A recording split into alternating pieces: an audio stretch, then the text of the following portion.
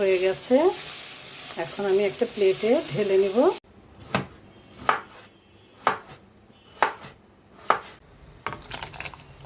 পেঁপেগুলো দিয়ে দিচ্ছি। পেঁপেটা দিয়ে দিচ্ছি, একটু ঘি দিয়ে নিচ্ছি।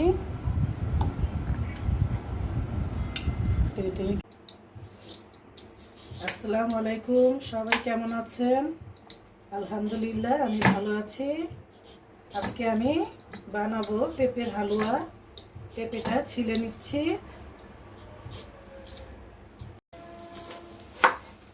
পেঁপেটা আমি পিস পিস করে কেটে নিব।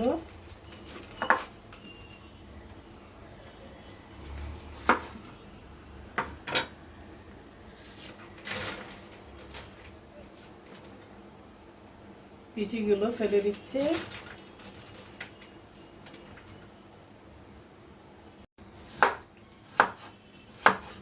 ছোট ছোট করে টুকরো করে কেটে নিচ্ছি পেঁপেগুলো।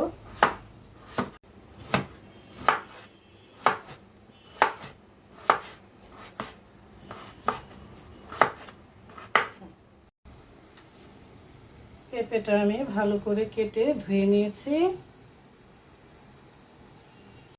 পেঁপেগুলো সিদ্ধ করে নিব, সিদ্ধ করে ব্লেন্ড করব। পেঁপেগুলো দিয়ে দিচ্ছি গরম পানির মধ্যে। পেঁপে সিদ্ধ হয়ে গেছে, এখন ছেঁকে নিব।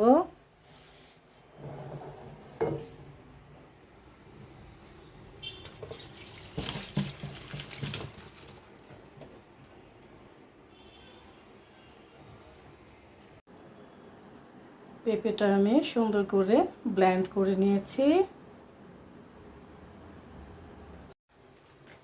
পাতিলায় ঘি দিয়ে দিচ্ছি পেঁপের হালুয়া করার জন্য।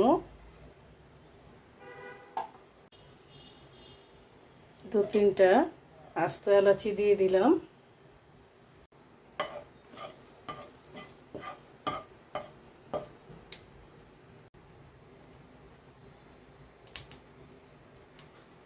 পেঁপেটা দিয়ে দিচ্ছি।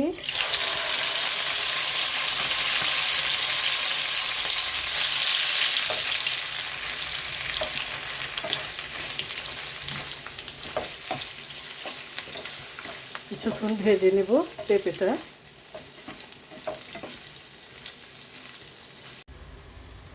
দিয়ে দিচ্ছি চিনি,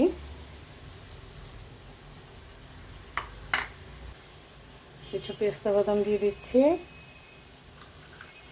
আর কিছু কিশমিশ।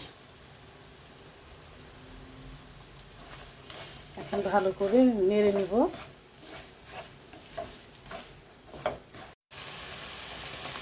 অল্প করে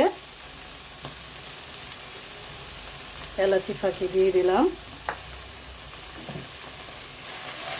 হালুয়াতে এলাচি দিলে খুবই ভালো লাগে হালুয়াটা। আমি আস্তও দিয়েছি, ফাঁকিও দিলাম।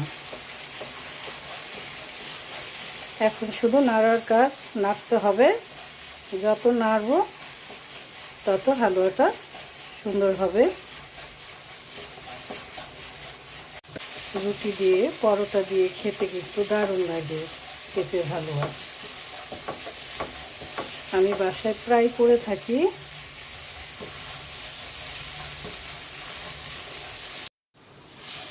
পেঁপের হালুয়াটা হয়ে গেছে, এখন আমি একটা প্লেটে ঢেলে নিব।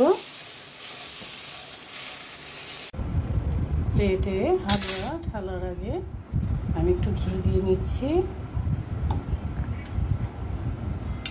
প্লেটে ঘিটা মেখে তারপর আমি হালুয়াটা ঢেলে দিব।